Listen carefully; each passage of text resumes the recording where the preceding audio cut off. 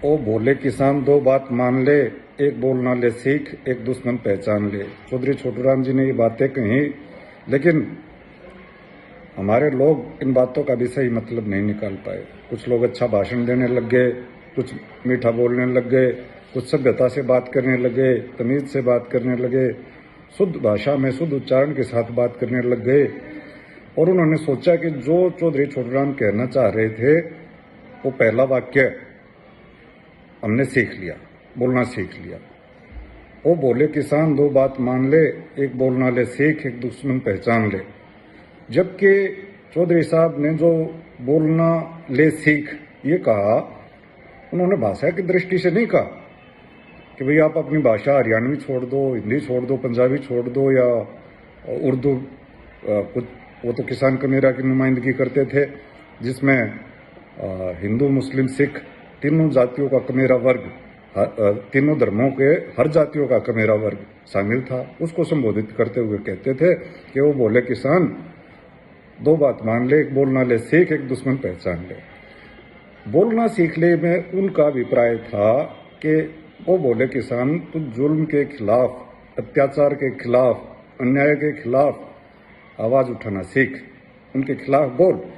अगर तेरे साथ कोई इनजस्टिस होती है, अन्याय होता है, तो तू चुप मत बैठ, तू बोल, अपनी पीड़ा को अभिव्यक्त कर। लेकिन इसको हमारे विद्वानों ने गलत ढंग से प्रस्तुत किया, उन्होंने ठीक अर्थ बताया ही नहीं। आज भी गांव के समाज में अगर आप जाके देखें, कोई समस्या आ जाती है, पटवारी कानून को या तहसीलदार से मिलने की जब बात आती है, तो गांव के 10-15 लोग इकट्ठे होते हैं पहले, फिर वो इकट्ठे होके तब तहसीलदार के पास जाके अपनी बात बताते हैं। क्यों? क्योंकि उनके मन में आज भी एक भय है, एक पीड़ा, एक अलग किस्म का भय कि पता नहीं ये तहसीलदार क्या हमें खा जाएगा। अब अंग्रेजों का राज थोड़ी है, हमारा राज है, हिंदुस्तानियों का राज है, हिंदुस्तानी अफसर हैं। तो आप जहाँ पे एक आदमी का किराया भाड़ा लगना चाहिए गांव से लेकर तहसील तक का, वहां पे 15 आदमियों का भाड़ा लगता है। तब वो जाके और वो ड्रे इकट्ठे घुस के तब अपनी बात कह पाते हैं। फिर चौधरी छोटूराम जी का अनुकरण हमने कहाँ किया? 24 नवंबर 1881 को उनका जन्म हुआ था। 24 नवंबर को हम उनकी जयंती मनाते हैं। तो उनकी जयंती मनाने का सही भाव ये होना चाहिए कि उनके विचारों को हम समझें और जीवन में अपनाएं। अब हमारी संस्था लाइसेंस बनवाती है पूरे बेरी हल्के में, तो सरकारी कर्मचारी कुछ परेशान करते हैं, रिश्वत की इंतजार में या रिश्वत की बाट में। तो अब हमारे बच्चे जाके आवाज उठाते हैं, वो बोलना सीख गए हैं जुल्म के खिलाफ, रिश्वत के खिलाफ, भ्रष्टाचार के खिलाफ। और पूरे हल्के में अब ड्राइविंग लाइसेंस के मामले में हमने रिश्वतखोरी बंद करवा दी है। ये चौधरी छोटूराम जी के, बाबा साहब भीमराव अंबेडकर जी के, शहीद आजम भगत सिंह जी के विचारों का सही मायने में क्रियान्वयन है।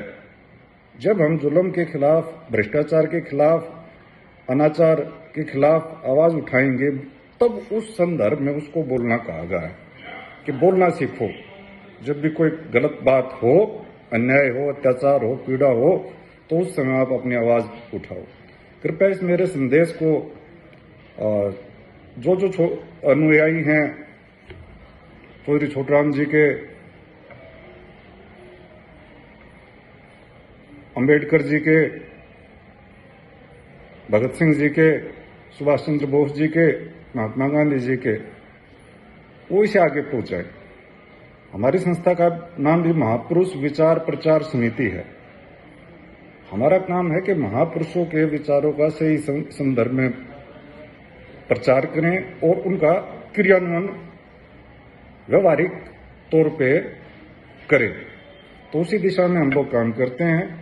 अगर आप मेरी बात को समझ पाए, मैं आपका बहुत बहुत धन्यवाद करता हूं। आपका छोटा भाई, आपका बड़ा भाई भूपेंद्र अहलावत, कृपया करके इस वीडियो को ज्यादा से ज्यादा शेयर जरूर करें, ताकि आजादी के 75 साल बाद भी हमारे लोग प्रशासन से डरे नहीं, अपने हक और हित की बात उठाना सीखें। वो बोले किसान दो बात मान ले, एक बोल ना ले सीख, एक दुश्मन पहचान ले। जय हिंद।